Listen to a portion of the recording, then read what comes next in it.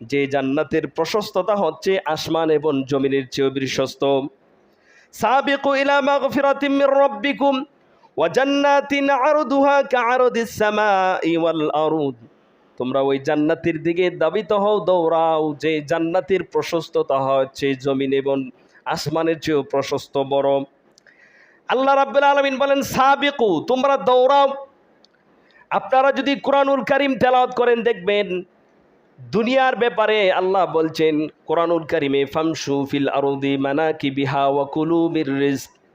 আল্লাহ দুনিয়ায় রিজিকের কথা বলতে গিয়ে আল্লাহ বলছেন তোমরা রিজিক তালাশের জন্য জমিনে হেঁটে হেঁটে বেড়াও। আল্লাহ রিজিক তালাশের জন্য বলছেন ফামশু ফিল আরদি, তোমরা জমিনে ছড়িয়ে পড়ো, তোমাদের রিজিক তালাশ করো, হাঁটো। কি বলছেন? আল্লাহ রিজিকের ক্ষেত্রে বললেন ফামশু ফিল আরদ, তোমরা জমিনে হাঁটো, জমিনে তোমাদের রিজিক তালাশ করো। আল্লাহ নামাজের ক্ষেত্রে বলেছেন ফাসাউ ইলা যিকিরিল্লাহ, ফাসাউ, তোমরা দৌড়াও। কি করো? দৌড়িয়ে যাও। আল্লাহর আখিরাতের ক্ষেত্রে আল্লাহ বলছেন, আল্লাহ নামাজের ক্ষেত্রে বললেন ফাসাউ ইলা যিকিরিল্লাহ, আল্লাহর দিকে তোমরা আল্লাহর শরণার্থে দৌড়াও, আল্লাহর দিকে দৌড়ে যাও। আর যখন আল্লাহ জান্নাতের ক্ষেত্রে বললেন তখন আল্লাহ বলেন সারিউ ইলা মাগফিরাতিম মির রাব্বিকুম ওয়া জান্নাতিন আরদুহা কাআরদিস সামাওয়াতি ওয়াল আরদ। আল্লাহ রাব্বুল আলামিন বললেন সারিউ ইলা মাগফিরাতিম মির রাব্বিকুম। নামাজের ক্ষেত্রে আল্লাহ বললেন ফাসাউ, দৌড়াও।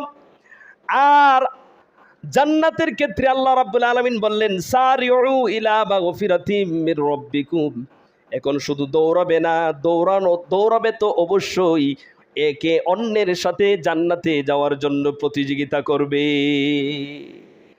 এরপর আল্লাহ রাব্বুল আলামিন তিনি তার নিজের কাছে ফিরে আসার জন্য আল্লাহ বললেন ফাফিরু ইলাল্লাহ ইন্নী লাকুম মিনহু নাযীরুম ওয়া বাশীর। আল্লাহু আকবার বলেন। আল্লাহ জান্নাতের দিকে যাওয়ার জন্য আল্লাহ বললেন ফাফিরু, আল্লাহ বললেন সারিউ। জান্নাতের দিকে আল্লাহ বললেন তোমরা একে অপরের সাথে প্রতিযোগিতা করো জান্নাতে যাওয়ার জন্য। কিন্তু তিনটা স্টেপের মধ্যে আল্লাহ দৌড়ানোর কথা বললেন। জমিনের কথা বলতে গিয়ে আল্লাহ বললেন জমিনে হাঁটো, রিজিক তালাশ করো। নামাজের কথা বলতে গিয়ে আল্লাহ বললেন নামাজের দিকে দৌড়াও। আর জান্নাতের কথা বলতে গিয়ে আল্লাহ বললেন জান্নাতের দিকে একে অন্যের সাথে প্রতিযোগিতা করো। কিন্তু আমার আল্লাহ এত দয়াবান, তিনি যখন নিজের ক্ষেত্রে এসেছেন তখন আল্লাহ বললেন ফাফিরু ইলাল্লাহ ইন্নী লাকুম মিনহু নাযীরুম ওয়া বাশীর। আল্লাহ বললেন ফাফিরু ইলাল্লাহ, তোমরা আল্লাহর দিকে পালিয়ে আসো, দৌড়িয়ে আসো। প্রতিযোগিতা না, শুধু সব কিছু ছেড়ে আমার আল্লাহর সন্তুষ্টির জন্য আল্লাহর দিকে পালায়ন করো।